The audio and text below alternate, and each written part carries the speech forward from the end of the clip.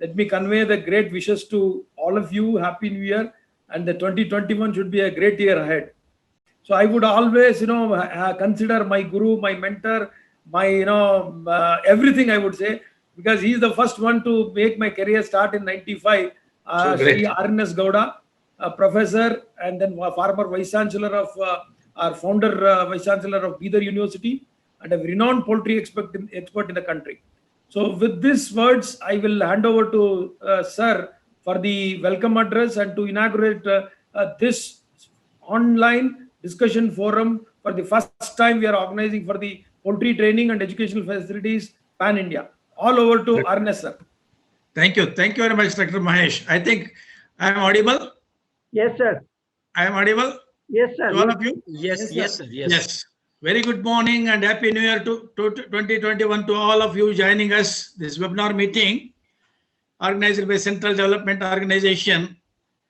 I had to compliment Dr. Mahesh, Joint Commissioner and Director of Hisarghata, and all of you, Sanjeev Kumar, Chatterjee, Colonel Joshi, Gajendran, Girish Verma, and Shamsuddin Saab, all these people. My warm greetings to the poultry experts and participants joining from other parts of the country and abroad.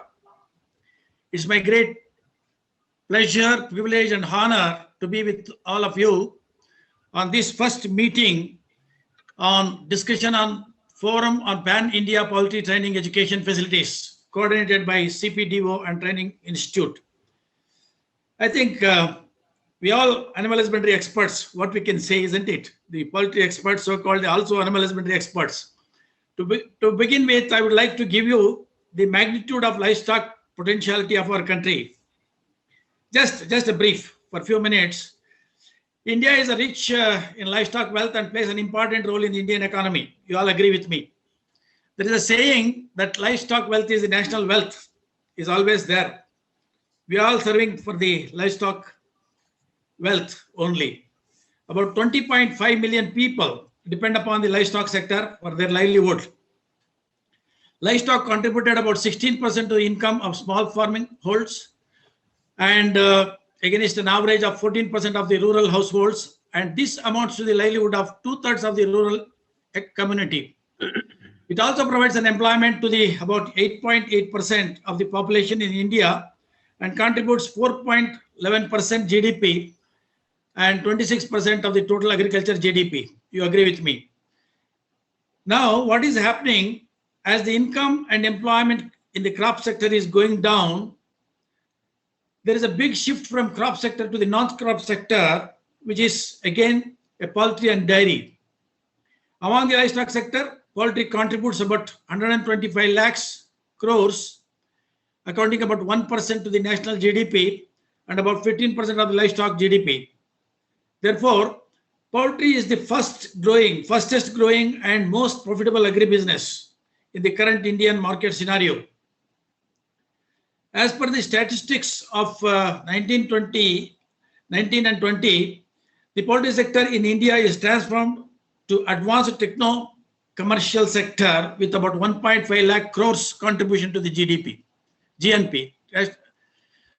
And poultry production in India represents the major success story. I think wherever you ask, there is a success story of the poultry, and many farmers have come forward to take up this job, and therefore farmers' economy also is improved.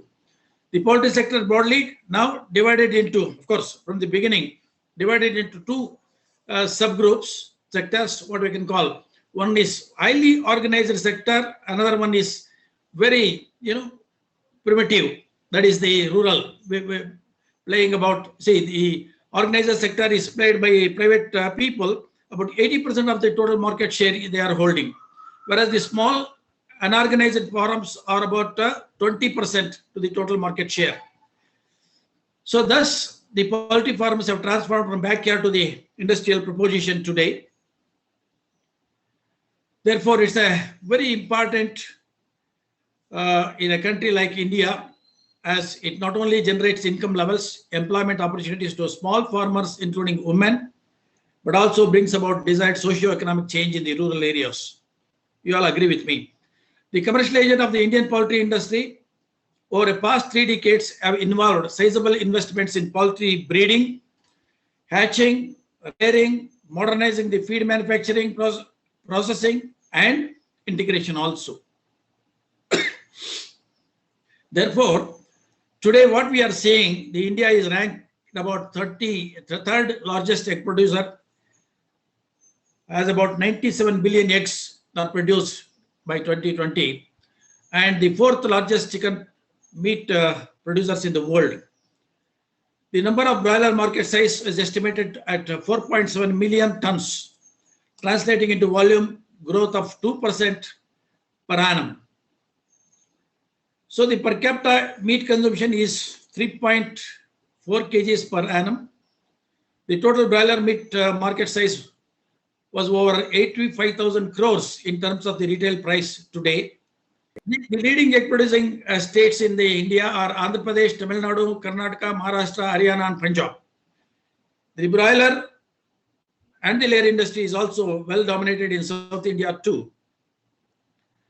So the Indian poultry market is projected to reach Indian national rupee about 4,340 billion by the year 2024, growing at a compound annual growth rate, CAGR, is about 16.2%.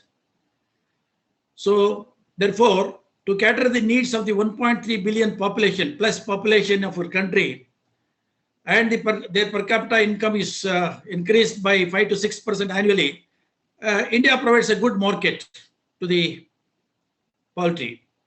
So as per the National Institute of Nutrition and ICMR, so 180 eggs and 11 kgs of meat per capita has to be consumed. If this target is achieved, it can create 10 million jobs, that is 5% increase in the egg industry and 10-fold increase in the broiler industry. And further, it is estimated that the increase of per capita consumption of one egg or 50 grams of poultry meat will generate 25,000 additional jobs. India produces about 1 crore broilers and 25 crore eggs per day. I think it's a very big industry. Besides this, poultry gives a rich organic manure to the crops. Therefore, the sector is estimated to employ around 1.6 million people in this poultry. Therefore, poultry sector is emerging as a potential job creator for skilled and semi-skilled human resource in India. Capacity building and human resource development becomes highly essential for the sustainable development of this sector. The CPDO and Training Institute can provide a link between the stakeholders, namely job seekers, poultry workers, employees, and government, and enable them to make decision on capacity building, future broad forecasting, and skill gap, etc. In my view, you all know that human resource, as far as veterinarians and experts concerned, is available to the maximum extent in this country. But however, skilled manpower, trained manpower, and the mid-management level is lacking in this country. Right now, at about 39 to 40 veterinary colleges, CPTIs, BVAR, IPMT, Sugna Institute of Poultry Management, etc., has not kept pace with the growth of the industry and demand for increase of efficiency at all levels of the value chain. So poultry departments in the university, what is happening now? With the latest BCI guidelines are struggling to exist. In spite of large-scale employment opportunities for vets in this sector, there is a problem with the our ICR sector also and our university sector also. We should look into this matter also. At this juncture, institutions like College of Avian Science Management, Kerala, and College of Poultry Production Management, Hosur, is the need of the hour to develop the training experts of this sector. I appreciate them. So therefore, I congratulate CPDO and TI for taking such a good initiative. And this institute has been training professionals all over India and also abroad. More than 55 foreign nationals have already taken their training under this from almost since 5 decades. I wish all the success for initiatives, and I recommend to all of you to meet often and deliberate and standardize capacity building in this great sector. We should also join hands with the strengthen our Prime Minister Narendra Modi's view on doubling the farmers' income by 2022 through National Action Plan for Egg and Poultry 2022 also. However, there are some unforeseen reasons, issues like COVID-19, which is totally jeopardized the entire, all other sectors except agriculture sector. Today's paper just that gives the meaning of that. And the projected loss for poultry in the beginning of COVID-19 was almost US dollars 30,053 million. And presently, what is going on? Emerging diseases like bird flu, H5N8. We need to convert this opportunity. Again, mute agide sir, mute agide. Mute ಆಯ್ತು sir, mute ಆಯ್ತು.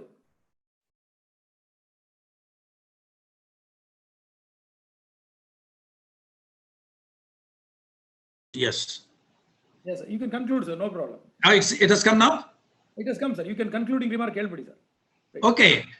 So emerging diseases like bird flu is a big problem. I think we have to, as a scientist, I can say, we have to convert this as an opportunity for export. Therefore, we have to develop the managemental systems, train the people for biosecurity, which is a very, very important component of the hour. So there is a need. And similarly, animal welfare, that is also another thing. So I conclude my talk now with the statement of our late visionary President of India, Abdul Kalam. Why to impart learning? Why to impart learning according to him? When learning is purposeful, creativity blossoms. When creativity blossoms, thinking enmates. When thinking enmates, knowledge is fully lit. When the knowledge is fully lit, economy flourishes. What a meaningful statement made by Abdul Kalam ji. Therefore, knowledge is the powerhouse. Spread the poultry knowledge through your training programs. And once again, I thank and compliment all those who impart knowledge. I can call them gurus of poultry. I congratulate Dr. Mahesh, Joint Commissioner of Poultry and Director CPDO, and his team for initiating the Pan-India Poultry Training Education Facility at Esrighatta Poultry Complex. I wish the program a grand success. Thank you. Jai Hind.